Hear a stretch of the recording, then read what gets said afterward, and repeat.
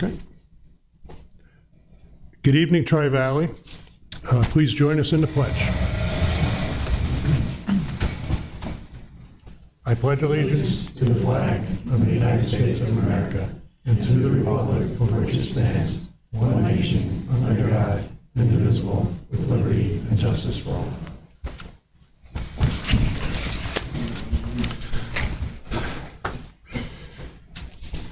Good evening. Just a few ground rules. Community members attending in person to provide public comments at the meeting must sign up at the door and give their full name, where they are from, and the subject of their comments. Please note that comments on agenda items will occur during the first comment section, with all other comments occurring during the second comment section. Kindly limit your comments to 5 minutes so there is time for anyone who would like to speak. We ask that all comments be respectful, as we are all family, friends, and neighbors. Thank you.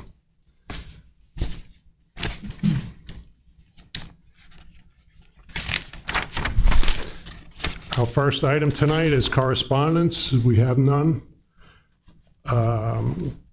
Public comment for session, public comment session for items that are on tonight's agenda.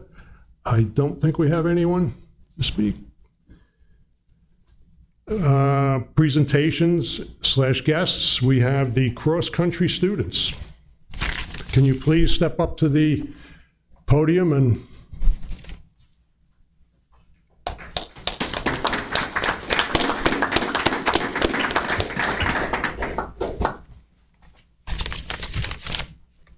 I guess I'll start out here. Thank you, board members, for having us here tonight. We do have a few of our runners here from this year.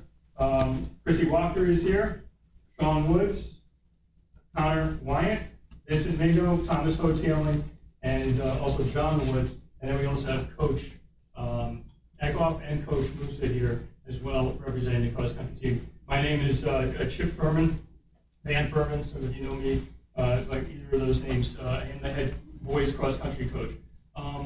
Primarily, our motivation for being here tonight is to explain a trip that we're planning on taking. I'm not sure, does everybody have the itinerary that we supplied? Did they get the itinerary? Okay. All right, so our goal here is to take the kids out of the state, actually down to a meet down in North Carolina. The meet is actually taking place on Saturday, October 1st. The meet is scheduled for a morning race on October 1st. However, we would like to leave a little bit earlier than obviously the day before. We'd like to leave on a Thursday. So our departure would be out of Newark, New Jersey, flying United Airlines down to Raleigh-Durham, North Carolina in the morning.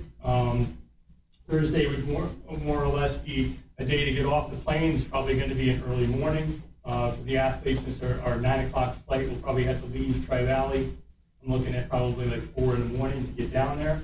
Once we arrive at the airport, we do have transportation in the way of vans to get us around while we're in the Raleigh-Durham area. A race walk is on Friday, where we get to go over the course of where the race is being held. And then Saturday will be our race. Sunday will be our return trip home from Raleigh-Durham back to Newark, New Jersey. We will be staying at the Homewood Suites in Raleigh, North Carolina. Athletes will be in double rooms, 2 beds to a room. No more than 4 athletes per room. Some of those athletes might actually end up being just with a room of 3, since we're only taking the top 7 boys and the top 7 girls from each of the teams. I do not have a list of names of people that are going yet, due to the fact that we haven't started the season, so we really don't know who those top 7 are going to be.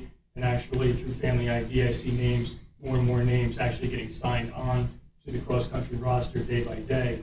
So we won't have those names until that roster is finalized, and also we see how some of the racing is progressing through the season.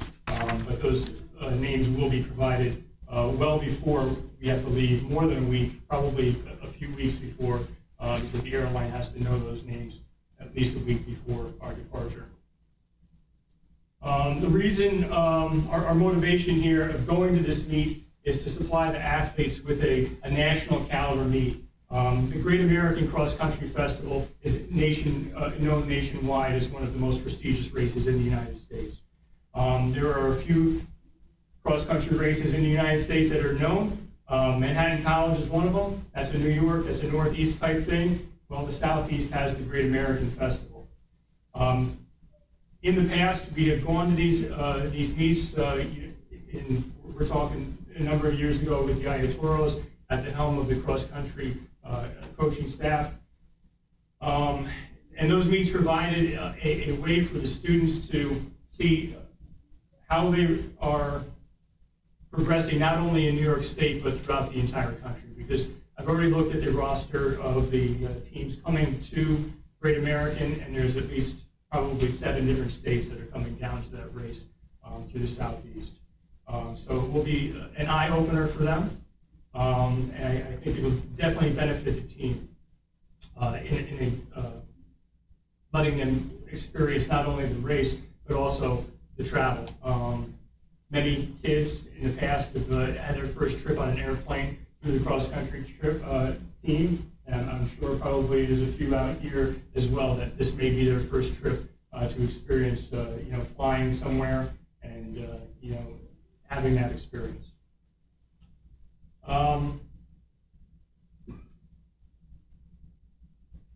That's I think I've talked a lot. If you have any questions that are more direct that you want to ask me, you can certainly, I'll certainly respond, or other coaches can chime in. I do not have a question. I just want to take a picture with the track team, with the BOE, if everybody's okay with that before we're done. Absolutely. Awesome. I say great job. That's excellent. Exciting opportunity for sure. Yes. I traveled to Hawaii as a high school track athlete at Tri-Valley, so field Yeah, athlete. right. You'll never forget. Never forget it. Great experience, and good for you guys. Now, one of the things that probably is on everybody's mind is how are we paying for this thing? Because the cost is substantial with the way flights are, with the way hotels are, with the way rental vans are nowadays. There is quite a bit of cost associated to this. However, we are not asking Tri-Valley to pay the bulk of it, or actually even a little bit of it. That will all be taken care of through the fundraising that we have done over the past 2 years through our cans and bottles that we do at the town dump every other month. And that's where a substantial portion of this is coming from, just the savings from that. There may be a little bit that is taken from our Tri-Valley running fund, but we're not wiping any accounts out or anything like that. So we do have the funds to proceed, and that is paying for flights, for the lodging for the 3 days, and also meals, I'm going to say dinners and breakfast for the athletes. I am asking that parents do supply lunches, money for lunches, and any kind of souvenirs that the kids want. Sometimes they go to these races and they like t-shirts or hats or something like that.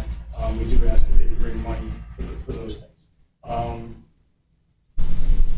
So what we are asking for Tri-Valley to supply as a school is transportation to and from Newark Airport, which would mean probably we're taking 14 athletes and 3 coaches, so set a bus for 17 people to get down to Newark Airport. I'm saying probably by 7 a.m. on our lead time limit is about 2 hours to get to the plane, and then on the trip back as well.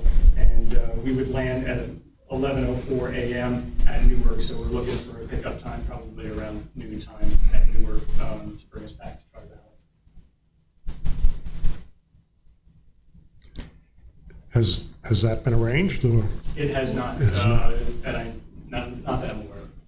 It will be arranged. I did look into the cost of the trip to bring them down and then pick them up. It's roughly $1,200 to do both. The one thing I would say with the cross-country program, they use our white van a lot, which offsets much of our transportation costs in cross-country as well as in track. So they save the district a ton of money throughout the season. So I think in the end, it was $1,200 of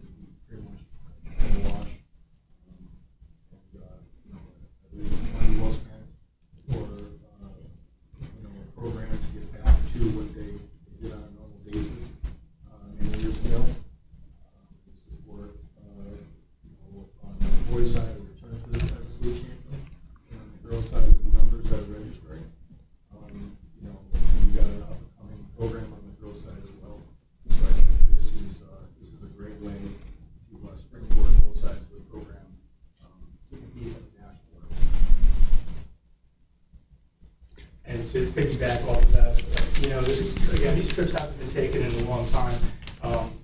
Once kids at least start hearing that, hey, the cross-country team's going here, the cross-country team's going there, or the track team is doing the same, I think more kids will sign on. But know that just because they're signing up for these teams does not necessarily mean they go on these trips. We are capped off at a team of 7 to go to this meet. They don't allow any more than 7 athletes to run in the meet. So the athletes will have to earn their way onto these prestigious trips that we may be taking. And I think that will motivate a lot of kids to work harder, to train harder, to get off the couch, to get outside. You want to be part of the cross-country team or you want to be part of the track team, that's great, but when you come here, you're going to have to do some work. And if you do the work and you're motivated and you sacrifice a little bit, these trips are your reward. I think that's very beneficial for the students to know that that's how kind of life works. Well said. I'd like to just compliment the athletes and the coaches. You do have a winning tradition here, and it's well noted. And we also just brought one on that has a winning tradition with Skylar Musa, and she's home. She's a good asset for our community, and I'm certain she'll be a heck of a coach for Tri-Valley. Good luck to the team.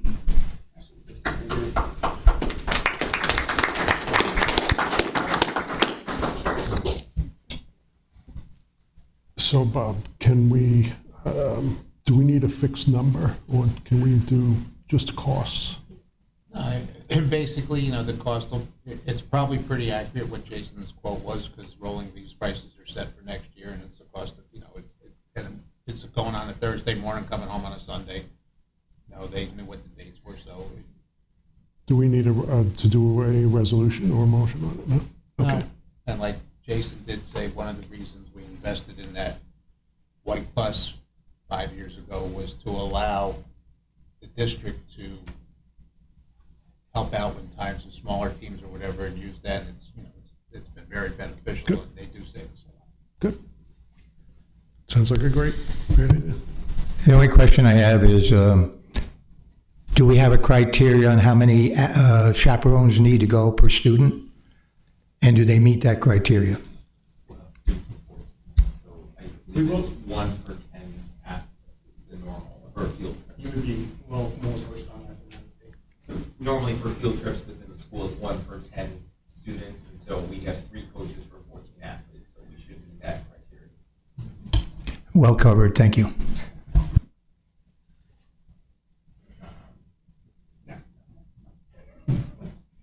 You still get through a lot of That was perfect. Can they hear at home now? Yeah, levels are good. Anybody else? Is there a motion? No, no motion. Sounds great. Thank you. Congratulations. You want, hold on. He wants to do a photo op. So they have to come down, kneel down here. Is he gonna take a selfie with it too? Fine, we'll let it release time. That's good. Where do you want us? Yeah, right up front, please. Everybody's good with that? Thank you.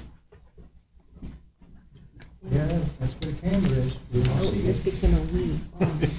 Good job. We wish you the best of luck. Absolutely. Be safe.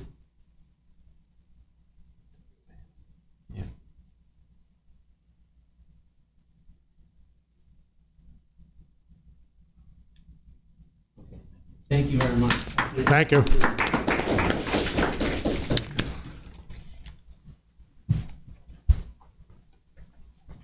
Our next guest is Sullivan 180.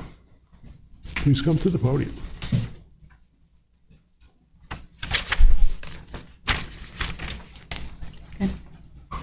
Hi, everybody. My name is Megan Mullally Gore, and I'm the Director of Health and Wellness at Sullivan 180. We are about 5 years old. We're a nonprofit. Some of our well-known siblings are Bethel Woods and Sullivan Renaissance, the Gary Foundation, and the Beaverkill Foundation. We were born out of Sullivan Renaissance. They've been beautifying Sullivan County for 23 years.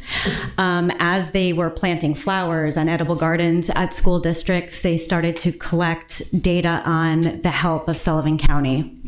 We've been ranked number 61 out of the 62 counties in New York State since the inception of the Robert Wood Johnson health rankings. The only one behind us is the Bronx. Very different demographic, similar problems.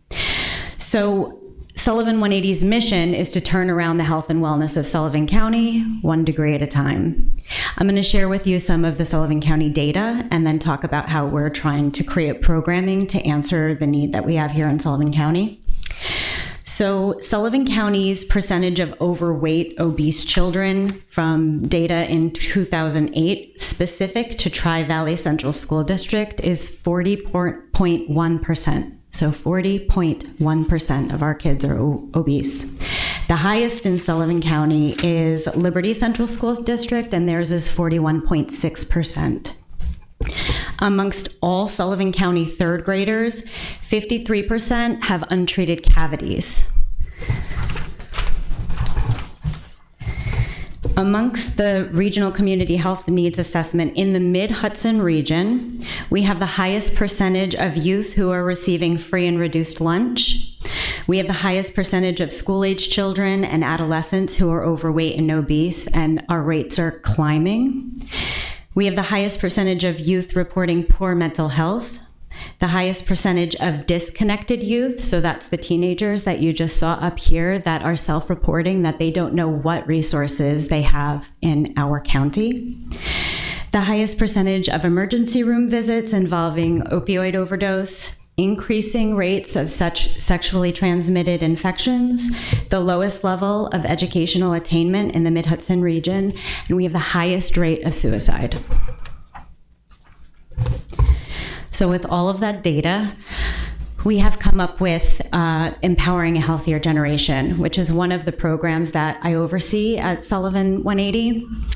We are now in 100% of the school districts in Sullivan County, including Tri-Valley. So let me tell you what that consists of.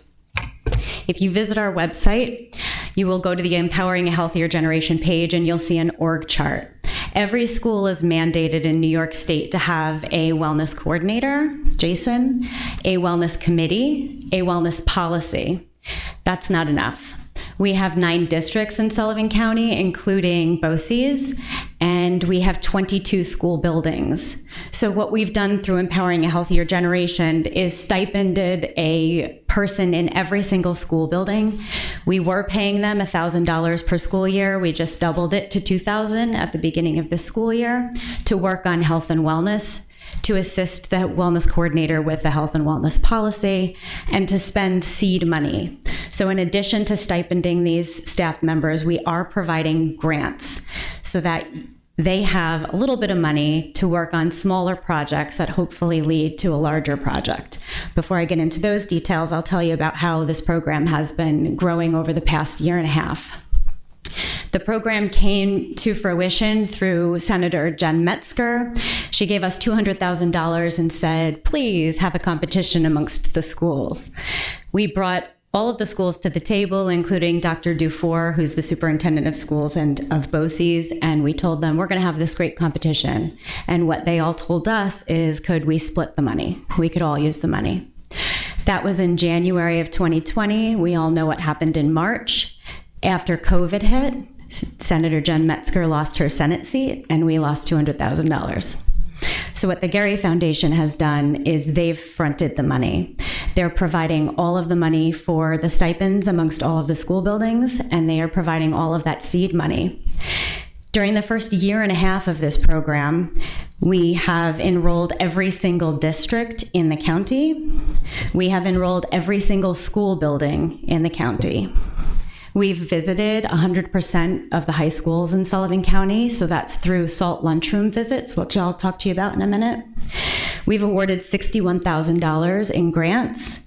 We've provided over 400 mental health trainings directly to educators and to parents. And we have reached 93% of our school population. So there's about 10,000 students in Sullivan County, and we've reached 93% of them.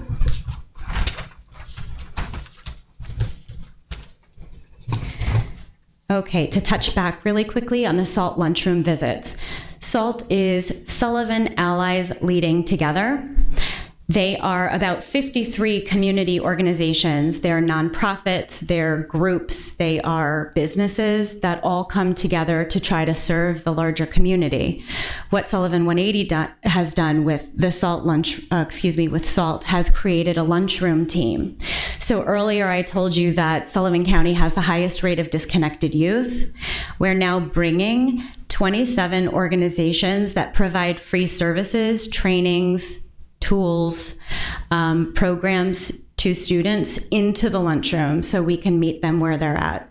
We spent all of last year going into high school lunchrooms. We started to dabble in the elementary lunchrooms with fun things like blender bikes. But we will continue that initiative this year because it was so successful. Students said that they need information on LGBTQAI plus resources, on STDs, STIs, on safe dating, and the list goes on and on. Those resources are going directly into the lunchroom. If there's any sensitive information that is being brought through handouts, it does go to your administrative offices first, so we're not just going in all willy-nilly. In addition to the SALT lunchroom team, and actually it performs a double duty, we have assembled a Healthier Generation School Resource Committee. So those 20 entities that exist out in our community are not only going into the lunchrooms with us, but they are providing trainings throughout the entire school year. So those Healthier Generation Coordinator advisors that I told you about and the wellness coordinators, we come together monthly for trainings to talk about what we're doing with our grants, to cross-pollinate, share ideas, and to continue trainings. Healthier Generation work. There's been a tremendous amount of work over the last 3 semesters. Specifically here in Tri-Valley, your Healthier Generation advisors are Ashley Whitman and Lou Gillis. And what you've done with your first round of money was created mobile classrooms. You've purchased camper chairs, surf desks. If you haven't seen a surf desk, you should seek them out. They're very cool. Yoga mats, easels, clipboard, and lap desks. Their ultimate goal is to have outdoor classrooms, but while there was construction going on outside, they opted to have this mobile classroom to make the best use of those resources. You've screened resilience. I'll get back to that. You've had monthly calendar initiatives with themed activities promoting health and wellness. You've participated in Cornell Cooperative's Big Apple Crunch. You've held naloxone trainings for staff and students. You've participated in the community garden. You've had FFA since the beginning of time. You've had sidewalk chalk, positive messaging, and again, the SALT lunchroom visits. You've partnered with Sullivan 180 Mental Health, Cornell Cooperative Extension, Sullivan Renaissance, and obviously SALT.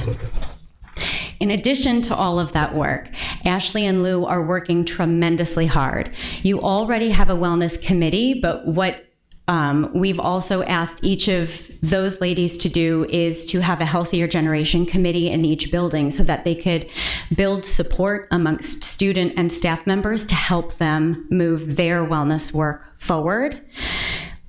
In addition to the grant money at our Healthier Generation celebration, which just happened in June, we gave out Turtle Awards. So you all won an extra $500 for a nutrition award due to the Big Apple Crunch participation, obviously your tremendous gardens, and your orchard. This year, I think we gave away about $2,500 to $3,000 in additional funds that will only grow for next year. So what happens now is the Empowering a Healthier Generation grants run in 2-year cycles. The first year is $2,000 to be spent in the school per school building. So Tri-Valley counts as 2, you get $4,000. We're now in a competition phase of the grant. So we've invited all of the school buildings to apply to the competition where if they are entered, they will get $5,000 grants. and they will be in the running to win in June of 2023 a first prize of $75,000 and a second prize of $50,000. That money has also been given by the Gary Foundation to replace that $200,000 that we were supposed to get. But we're still working on senators, so we're hoping that in the next round we'll get that money back. Tri-Valley is not applying for the competition grant, which is okay. You guys only just started in the Empowering a Healthier Generation program, so you're gonna have time to be in the next round. Any schools that are not in the competition grant will still be receiving that school grant, so that $2,000 per school building. What we're looking for is wellness committee support.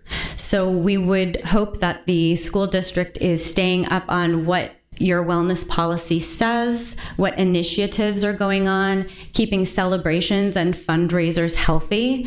That's a big one. I've been meeting with school faculty and PTA and talking a lot about celebrations and fundraisers. Krispy Kremes are kind of our enemy, and because of the data that I shared with dental health and obesity, you know why. I know that they're huge, huge money makers, but there's a couple other things that we like to squeeze in there. Instead of 4 Krispy Kreme, maybe we could get down to 2. We are hoping that you'll promote that you have a wellness policy. So I can guarantee that a large percentage of your student population doesn't know you have a wellness policy, and the staff population, and that includes the community and home. Cornell Cooperative Extension provides a ton of different offerings to school buildings, including SNAP Ed and Healthy Schools. They also provide WellSats, so they'll let you know how your wellness policy is doing, how it scores on the WellSats, and what goals you should work on. So these are just some of the things that we're asking each school to work on as we make these competition rounds, and it will help you in the running to win the big money when that time comes around again. Some of the partners that have been coming into the school districts include Catholic Charities, Cornell Cooperative Extension, Fearless, Hudson Valley Community Services, Independent Living, MISN, the Center for Workforce Development, Sullivan County Human Rights Commission, the Library Alliance, Public Health, Sullivan Renaissance. I don't have to read on. I mentioned resilience. We have also formed a resilience coalition. This is outside the Empowering a Healthier Generation program. It is a program that's running countywide. It is for adults. The Resilience Coalition screens the documentary Resilience. It is a 60-minute documentary about the ACEs, Adverse Childhood Experiences. We have screened it here at Tri-Valley. It went over very well. After the 60 minutes, there's a 30-minute talk back about, now that you know what the ACEs are, what they mean, how they can determine a child's adult health. We then talk about how you're going to use that information to move forward. So the goal is to screen Resilience 80 times in Sullivan County. Orange County has screened it 800 times. There's a compilation film, it's called Paper Tigers, that is specific to teens. It's 2 hours long. We own the rights to both of these films, so we'd be happy to come in and screen it. You can't rent it. You can only, it's old school DVD, so we'll bring it with us or we'll loan it to you. But it is very important that the community is having a talk back when you learn about a trauma-informed approach. For next steps, what we are now asking of Tri-Valley, the extended Tri-Valley community, is that you invite your Healthier Generation committee members to board meetings and other meetings to provide updates on what health and wellness initiatives are happening in the school, that you help secure guardian, staff, and community support, because your Healthier Generation advisors need that support. Invite me to faculty meetings, PTA, PTO meetings, and invite us back to the SALT lunchroom because we're having a great time. That is it, unless anybody has any questions.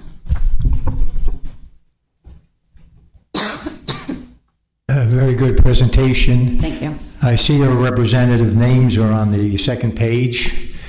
And we're very partial to our staff that works here at Tri-Valley.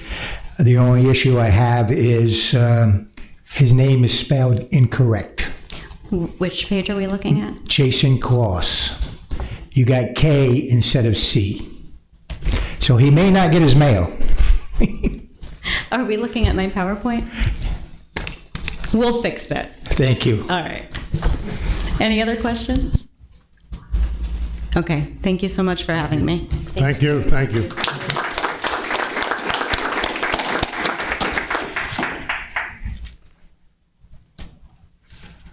Our next guest is LaChase Construction and SWBR Architects.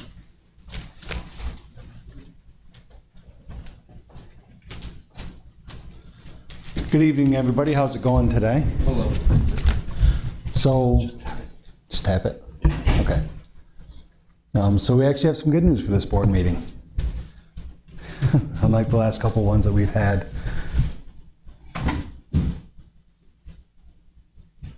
No go.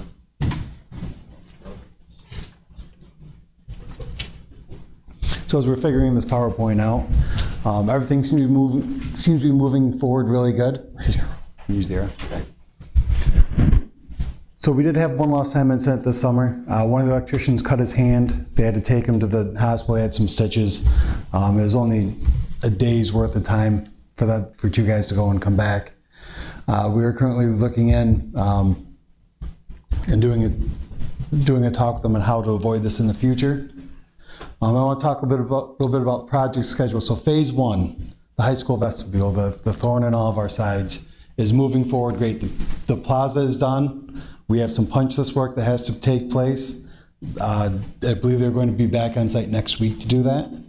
The planting beds, the district will be taking care of in-house. So any place where the dirt is out there, the district is going to put all the plantings in themselves. I believe were the teachers and students doing that one, I think? So that will be taking place probably in September, I'm assuming. What's up? The Ag Department in conjunction with our Buildings and Grounds and Maintenance Group. We'll be putting in all the plantings out there. We are looking to have the security booth back up and running next Wednesday. With that, the vestibule will be completed by next Wednesday and we'll be ready to punch it out. Let's see what else do we have on there. The cafe, so the elementary school, the high school cafeteria, we have the walls built. We have a sneeze guard glass that has to come in. We're looking to complete that area in October. So as of right now, we're done in the high school cafeteria until then. We have some panels up in the science room that are on back order for some reason. And we are looking to have the science rooms completed by the end of the summer. The elementary school cafeteria, the cafe will be turned over next week for the district to clean it, scrub the floors, the district to occupy it. We have some lights to put in. Other than that, we will be out of there before September. The remaining lights will be on site for that area tomorrow, actually, so we will be working on installing that. The gym we will have completed by 9/1. We're looking to start that on Monday. So here's where the good news comes in. Phase 2 is actually ahead of schedule. So in the original bid schedule, we had it set up for 5 bathrooms being turned over at the beginning of September. We're actually turning 6 bathrooms over in the beginning of September, and we've demoed an extra 3 bathrooms that we'll be turning over by the end of September. So that is ahead of schedule. The family consumer science, we're about a week ahead of schedule right now. We were pushing to move the date back further, but we ran into some issues, some ductwork and fans and lead time, so we were working on getting that straightened out to try to better that date. The ceilings were about a month ahead of schedule. All the classroom ceilings are completed. The engineer was on site this week, punched them out. We will be performing the punch list work next week, hopefully, and out of them 100%. They weren't scheduled to be done until the beginning of September, so that's great news. Bathrooms are on track. Like I said, we're a little bit behind. The weight room. Let's talk about the weight room. We know that the weight room is a huge item for the district. The district would like to have that back. We are actually a month ahead of schedule in the weight room. We weren't called to have any of the concrete or steel in until the end of September. We're going to have it all in by the end of next week. So that means we can take the shoring down and we can start prepping the walls for the rough-ins. The fitness center wasn't supposed to start until October 3rd. Right now, almost all the ductwork is up inside the fitness center. We're working inside the mezzanines. There's a bunch of work to do in there. We cut the stairs in. They're starting to prep the stage. So we're already way ahead of the game in that area. We worked well with the district the other day in an owner's meeting, and there's approximately 8 bathrooms that we can take over once school starts, once we turn over the bathrooms that we have right now, that we can keep moving forward with to keep the project going. That would leave us with, if we are able to do those 8 bathrooms, that leaves us with 9 for next summer, which is great news. That puts us way ahead of the game.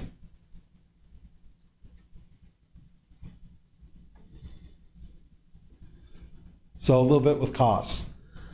We have, the approved referendum was 11 million.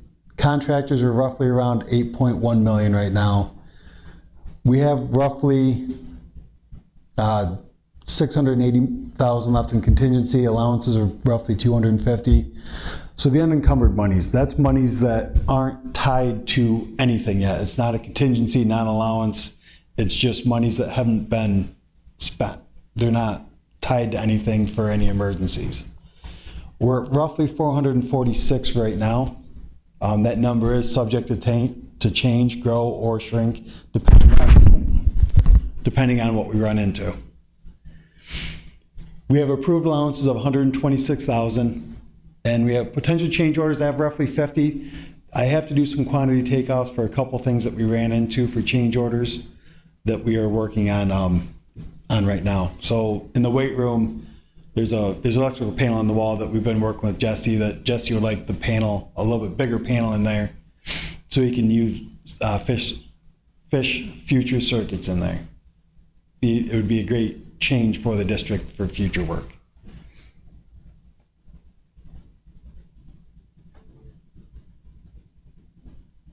So phase 1, we were pushing for substantial completion by the end of 2022. Less the sneeze guard for the high school cafeteria. Phase 2, we're pushing to have the trades out of the building by the end of December. That's with those those additional 8 bathrooms that we just talked about doing. Then we'd return in the beginning of June to take over the remaining bathrooms. The issue we're running into why we can't continue them during the school year is they're either next to the high school cafeteria and they're highly used, or they contain asbestos. And then one set that we can take over a little bit earlier is the 8th grade bathrooms, which is really hard for the district to live without at the moment. So we need to do a lot more coordination to try to take those over earlier.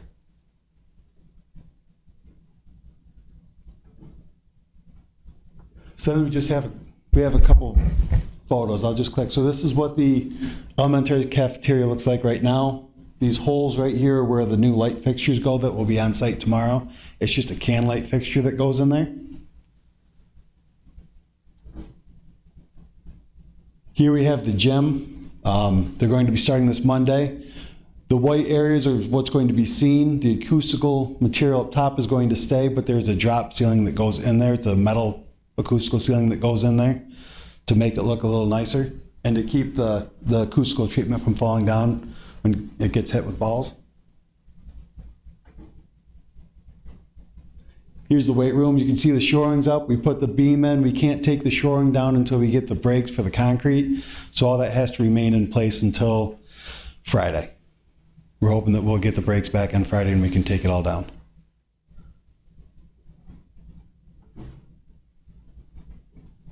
This is the home and careers room. Right now we have to move a couple cabinets around. We have to put ductwork in part of it, but a lot of the ceiling's ready to be dropped. And it looks like there's a lot of work left to do in there, but there's not. It's just a lot of tedious work.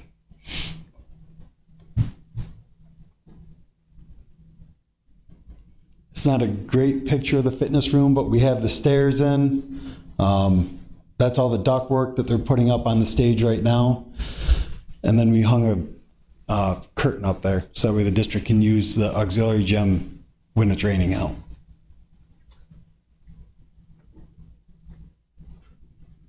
Then if anybody has any questions.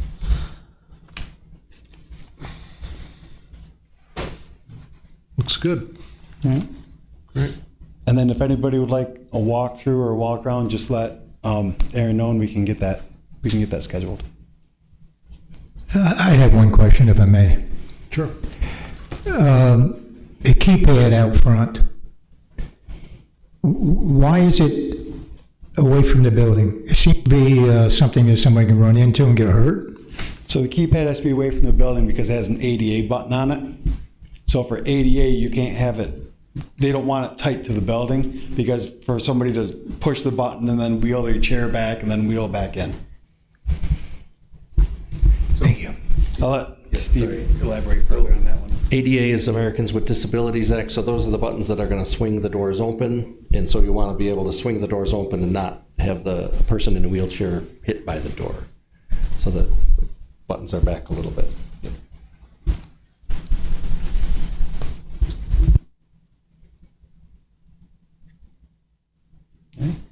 Thank everybody thank you guys for your Thank time you. tonight. Thank you. Thank you, Corey. Thank you.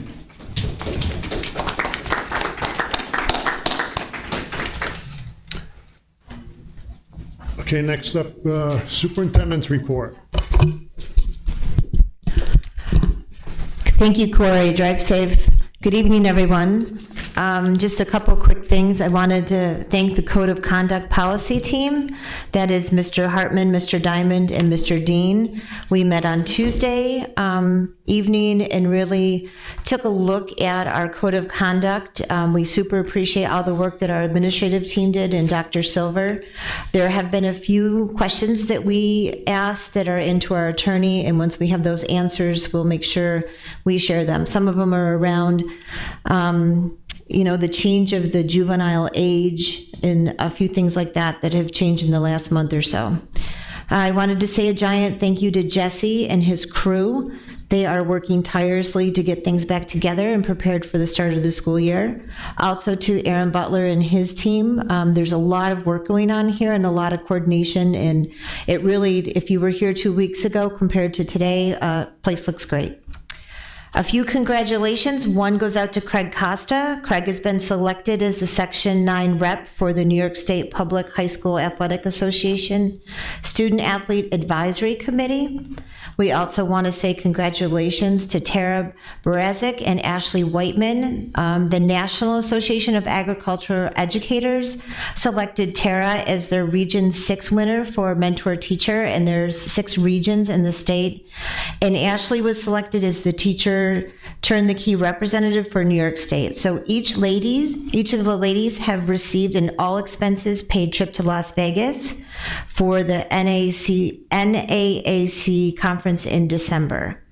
Along with that, New York State also won awards for their Ideas Limited, Outstanding Cooperation, and Outstanding Service. Just other quick thing, I will be tagging along with the FFA team next week at the fair. So looking forward to meeting more of our community as they come to that. And finally, I'm going to extend an invitation to our Board of Education to join us on Tuesday, September 6th to kick off our 22-23 school year, and join us for breakfast on that morning. So more to follow with our agenda. Okay, thank you for that, Superintendent Everett Long. Next item on the agenda is number 8, items the board wants pulled from tonight's agenda.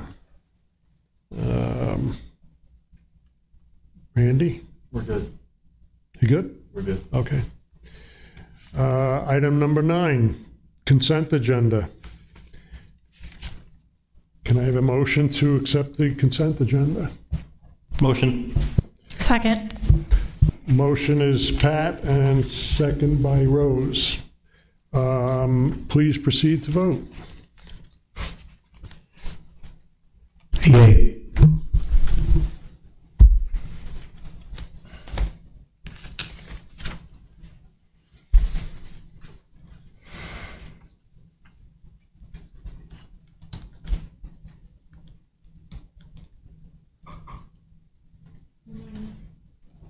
That's unanimous, thank you. What's that? I can't hear. We have a few teachers from the consent agenda that are here, which we can introduce them. Sure. So real quickly, we want to introduce Maya Zakro. Maya, I think you're here, right? Yep, thank you. So Maya is going to be joining us as a second grade teacher. Also, Skylar is here, and I don't think I can touch what George said. So Skylar, welcome back to Tri-Valley. And Gina Sullivan, also a Tri-Valley graduate, will be joining us in our social studies special education department. So welcome.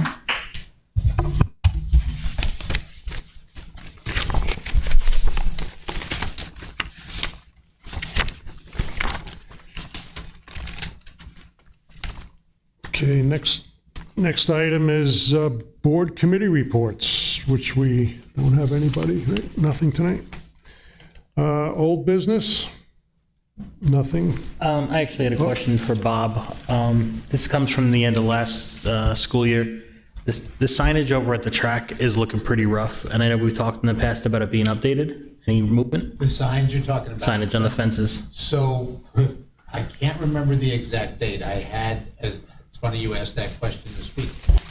I had, and it's going to escape me, the name of the company, the lady who's done it before, but she was here. She's supposed to give quotes, 3 or 4 different styles of quotes on replacing them all, something that's more permanent, because we went through, and even she was surprised that, sorry, my fault, even she was surprised that some of them have not lasted well. So I had called her this week and she apologized. She had some family issues for most of the month of July. She hopes to get that to me by next week, and I'm hoping I can get those hopefully done during the start of the school year.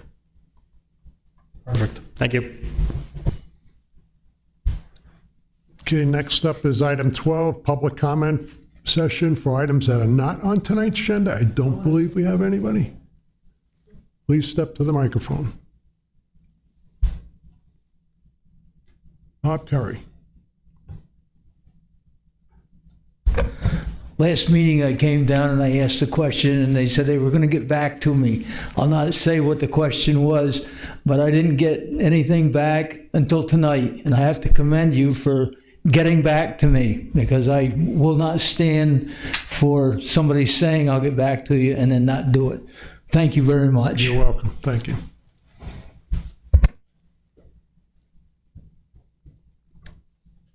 Okay, next item is announcements and upcoming events. Anybody? Okay. Next item is number 14, new business. We have a coaching appointment.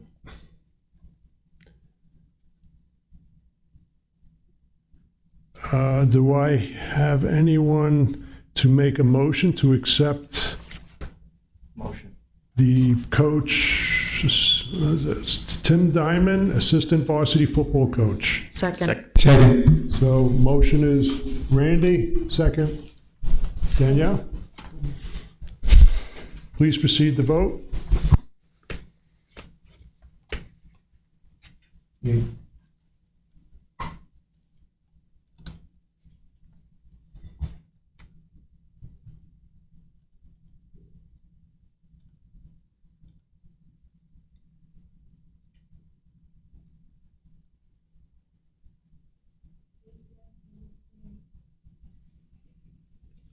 Okay, yes, 1 abstain. Thank you.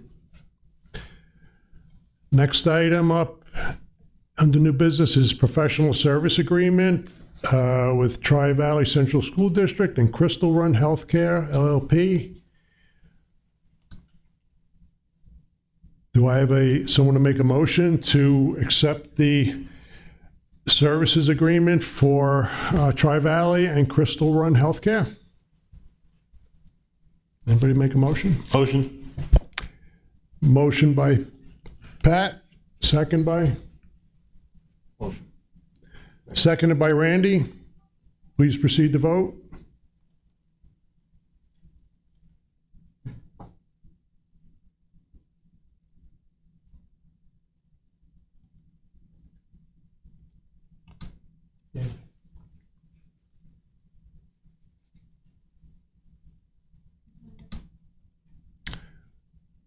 That's unanimous. Thank you. Next item is school district agreement with Devereux and Tri-Valley Central School District. Do I have a motion to accept the school district agreement with Devereux and Tri-Valley Central School District? Do I have a motion? Motion. By Danielle, second. That was Rose. That was me. Oh, Rose, okay, sorry. Rose, second by? Do I have a second? Second. Pat is second. Please proceed to vote.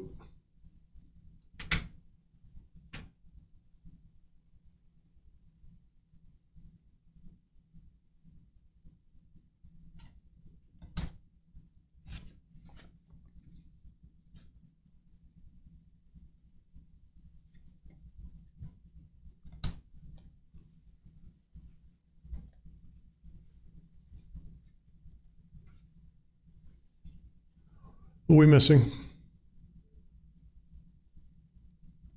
Yay.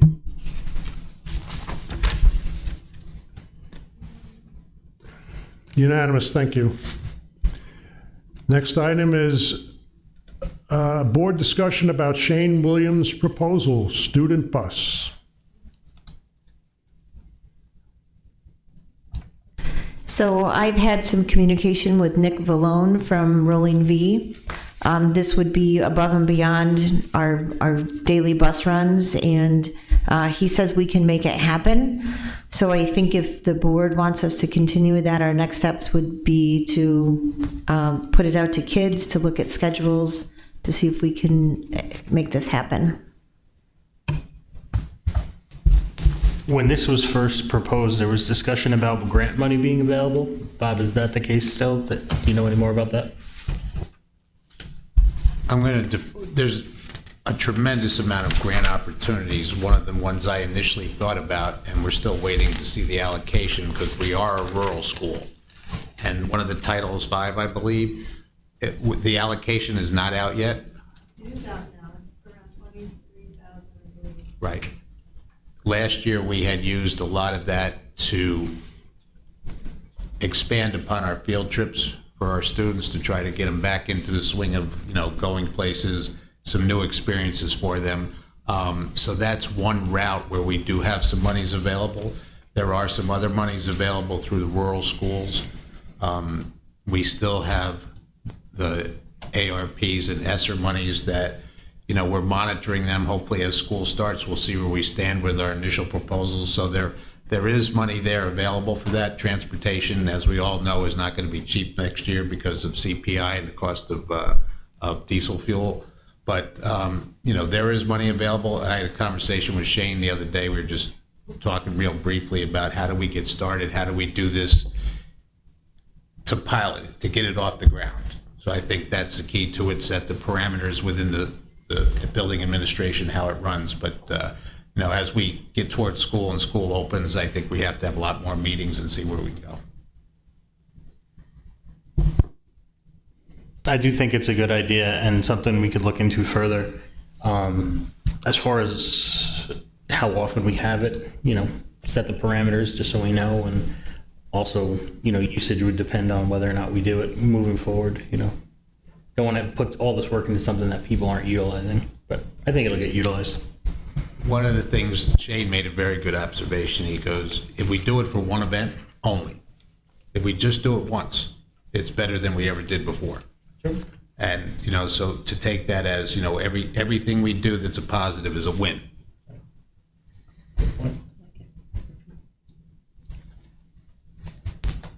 Anyone else?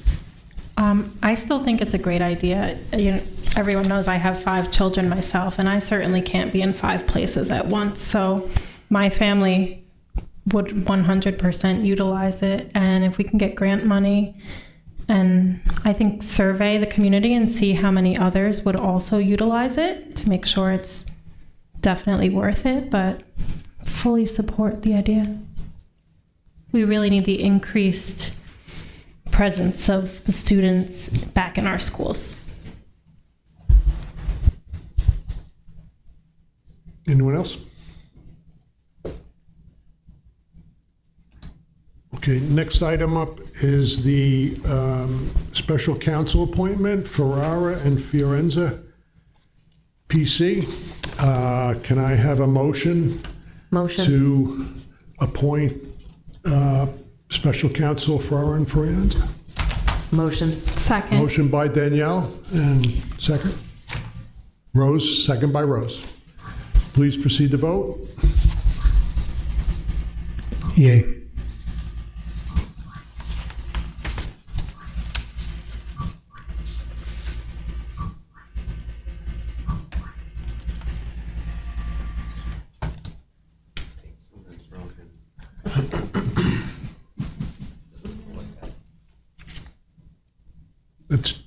That's unanimous, thank you. Next item is certification of lead evaluators of teachers for the 2022 to 2023.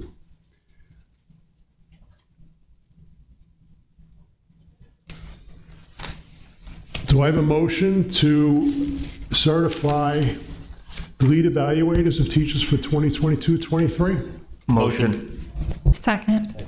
All right, who's the motion? Randy motion? I'll second.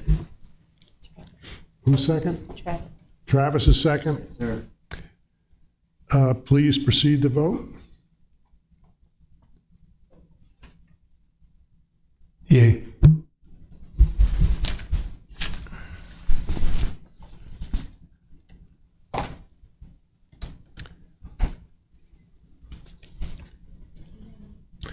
Okay, I'm going to read this one. Be it resolved, the board certifies that the following administrators are recertified prior to teacher evaluations being conducted.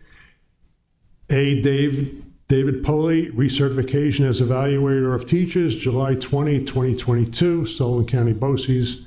B, Jennifer Williams, recertification as evaluator of teachers, July 20, 2022, Sullivan County BOCES. C, Deborah Kelly, recertification as evaluator of teachers, July 20, 2022, Sullivan County BOCES. And D, Danielle Cornish, recertification as evaluator of teachers, July 20, 2022, Sullivan County BOCES. Thank you. Okay, next up is board discussion regarding the guidepost. I added this to the agenda, and I spoke to a couple of board members individually. The guidepost, one of the biggest complaints we heard from the community, still here, is a lack of communication and from the district to the community. The guidepost was around for years. Apparently, it's still around. Much of the community don't know it exists. So I just wanted to feel the board out to see where we're at on maybe bringing the guidepost back full steam in both electronic form and a paper form to the community. And can we get the students involved with some of the articles, maybe have some competition, have a rotating basis where our students' writing could be highlighted. The guidepost used to highlight your athletic winners, your athletic schedule. It used to highlight your high honor roll and honor roll. And it sounds like something that's somewhat, insignificant, but to a community that feels disconnected, this could really bring things back together. And I think it would be a valuable asset if we look into that. With that said, obviously that's going to cause additional work for someone. So I'm not sure who that would fall on or who we would speak to about that. But I would say that it's something that's important to myself and I'm sure others in the community.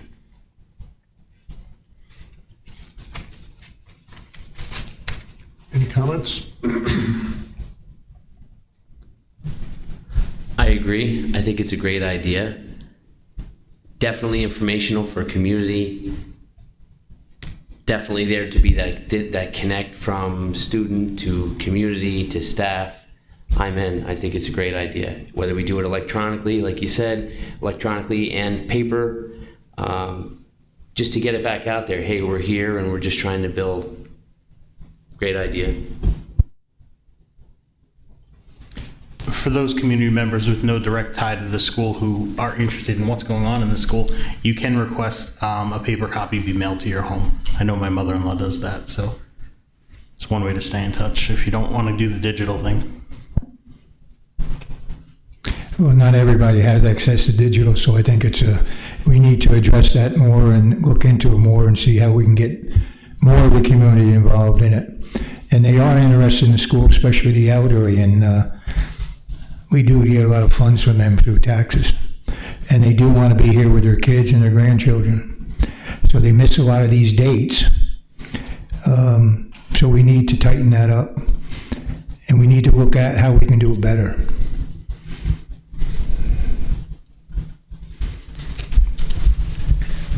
Anyone else? Okay, so next item would be board discussion about events for the secondary school. All right. Sorry, Keith. So I put that on there, and we've talked about it in the community, and we talked about it a little bit with the board. Our students over the last couple of years, most of which was COVID related, have really suffered. Not just in our district, but every district in the country. Now we are starting to see that life goes on with COVID, and it's probably not going anywhere. So it's very important to many members of our community that our events get back to the way they were prior to COVID. And I'll just give you a brief example. COVID year, obviously no homecoming, everything was shut down. This past year, we did a kind of a hyphenated homecoming, which was great. It was an improvement. Something is always better than nothing. This year, it would be nice to see homecoming come back to what it was at one point, which was a varsity boys soccer game, a varsity girls soccer game, a Friday night bonfire, a Saturday football game, a Saturday night dance for all of the upperclassmen. I really think there has to be a concentrated effort from the board with the community and administration to start giving these kids what they deserve and to not forget where we were because of what we've been through the last few years. So, and it's not just homecoming, it's senior nights for athletes. Let's make these kids feel, like they're a part of something. Like let's celebrate their efforts. Our concerts. Let's make them a big deal. Let's get the community out. Let's get the word out that Tri-Valley, we've suffered through COVID like everybody else, but we're back. So I want to make sure that was brought to everyone's attention here, and I plan on making these things a priority as we move forward. To add with that, one of the complaints I've heard is some of these events are taking place parents are just getting home, and it's just too early, or if it's during the day and they can't attend because they're working. So I know it's quite a challenge to coordinate all this with everybody involved, but I think we need to look at that a little stronger. Try to include everybody best we can. You off, George? I'll shut it off. I say go Bears. Any questions, any ideas, you all know me, please come to me. If you have an idea, I will definitely present it to everybody sitting here. And let's make this sports season great. Anyone else? I have to add to that, arts are very important as well, and I'd like to see that moved up a little bit more on our agendas as far as having concerts. Parents like to hear that and see that. Because of COVID, of course, it's been sort of lax, but we can get that going again. I think they'd appreciate that.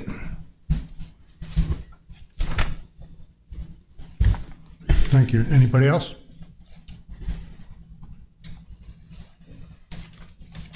Okay. Do we have a motion to adjourn? Motion. Second. Please proceed to vote.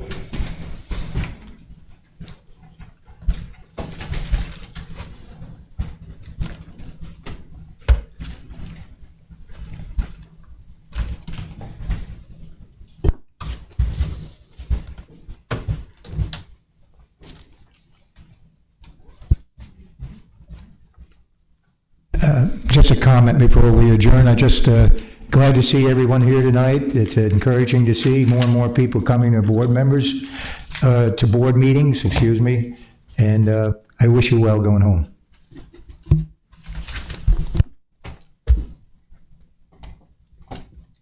We good? George? Yay. I don't want you to be here all night. It's unanimous. Thank you. Good night. Thank you. Have a good night.